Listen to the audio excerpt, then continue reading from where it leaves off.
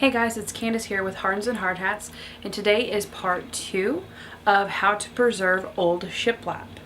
So I got a question recently on one of my blog posts, and they were actually really good questions, so I decided to make a reply video, but also for other people, anybody else looking to preserve their old original shiplap walls. So I'm going to get started with the first question. So we absolutely had a lot of gouges in the walls. By gouges, I mean small nail holes that were made with tiny little nails from wallpaper and cheesecloth. They used that to put on wallpaper. If we had really big gouges, we would either chalk it up to character, or we would have pulled from our supply of shiplap that we have pulled from other areas of the house. And then there was a few nails from the wood paneling, but not nearly as many nails from that. So there was tons and tons of nail holes that we had to fix. If there was a really huge, like if there was a knot, we pretty much just painted over it, no big deal. So as far as prep work, first take those nails out.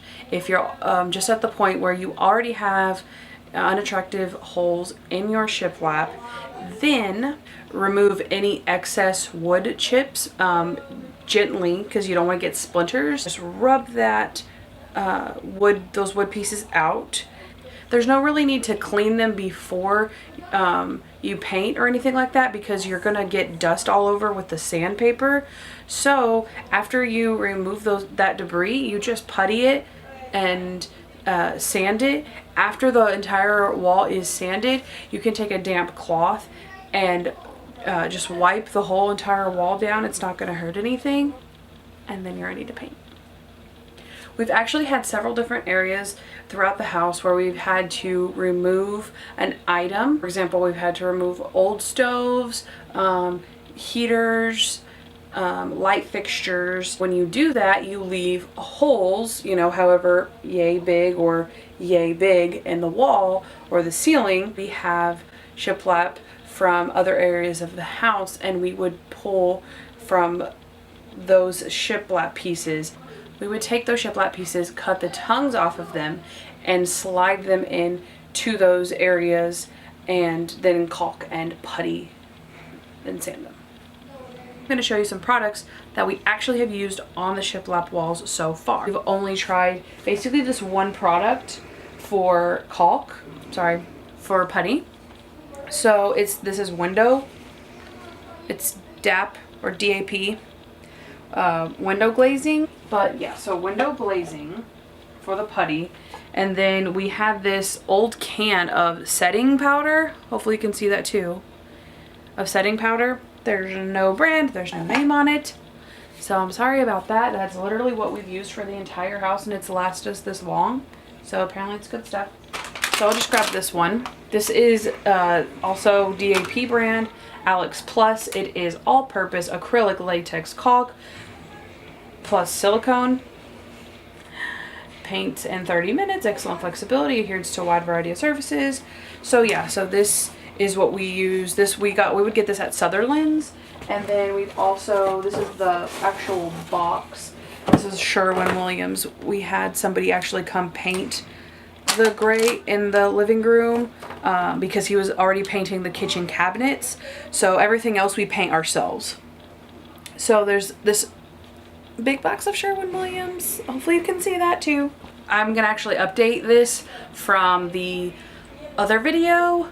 Before, we were using a screwdriver in our demonstration. We actually upgraded to this little guy. So that's what we call it. It's a multi-purpose tool, I guess. Maybe anyway, so what we do is we get behind a nail. I'm getting really good at it, by the way. You literally just put the nail like at the top where you wedge it in there, and I give it a nice 1, 2. And you can also sing a tune or listen to music while you do it, and that will also kill the time. We will rock you, pull, pull, pull. But trust me, it helps. So that is what we used. Now we do have a lot left to go in the house as far as painting and stuff like that, but we have done, first we did the project room in Grizzle Gray Sherwin-Williams. Then we did the living room and kitchen in Gray Matters. We also did the guest bathroom in, I want to say it was Naval, which is navy blue, in Sherwin-Williams also. So we still have lots of other ones. We're probably just going to use the Gray Matters for the rest of the time on everything else, which is a light gray. So the caulk actually showed up, the caulk and the putty actually showed up quite a bit in the living room and kitchen.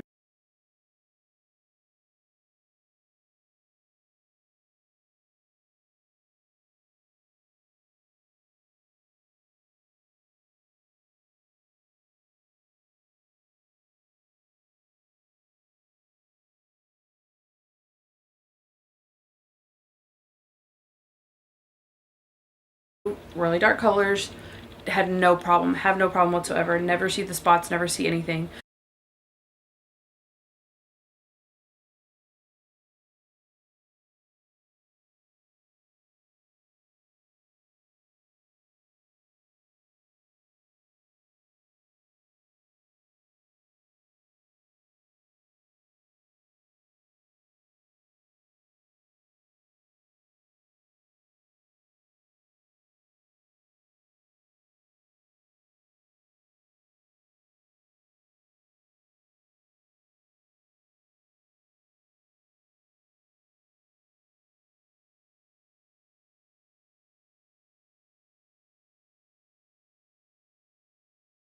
There's either something better that you could do, better that we could do, or it's just something that we have to live with. Also, you can see it on the ceiling. The ceiling is white. Forgot about that.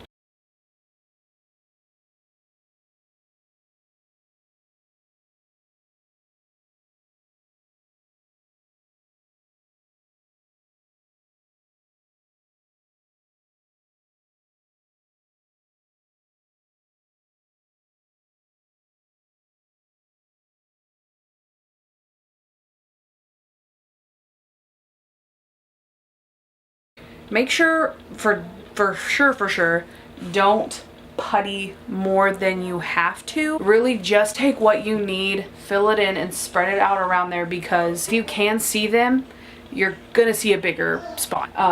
For the caulk, trying not to make this sound grueling, so I definitely am like either listening to music or listening to the TV as I do this. So the people, love them to death, did a great job.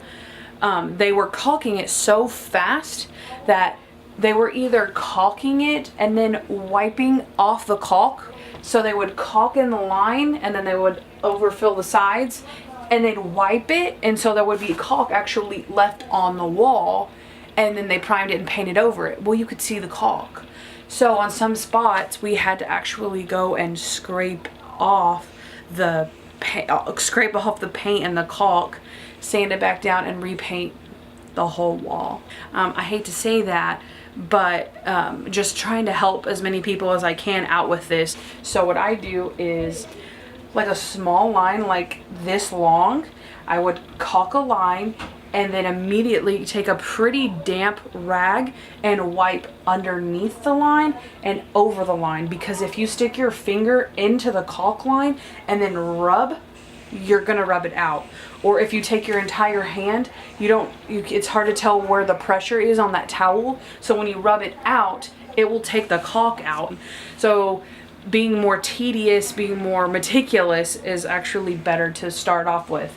So you just do a really small line, wipe it off, you're good to go. Move on to the next section.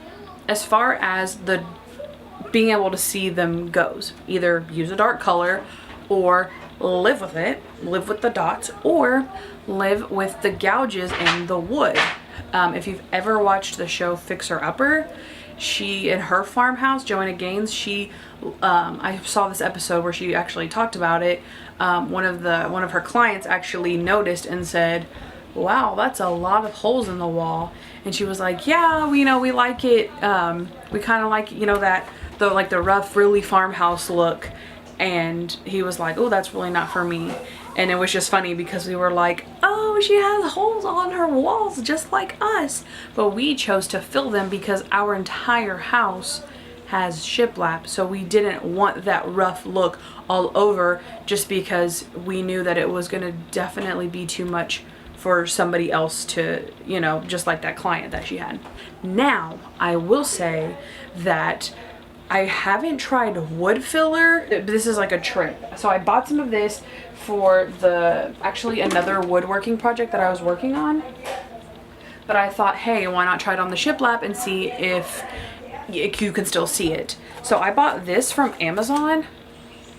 Maybe I'll be fancy and put a link in the description. Take some like wood chips from the wood that you're using. So I guess we would just like grind up some shiplap or cut some or something like that and mix it up with, pieces of wood filler and then fill in the walls. So that way you don't have such a stark contrast between wood and white putty and it blends in.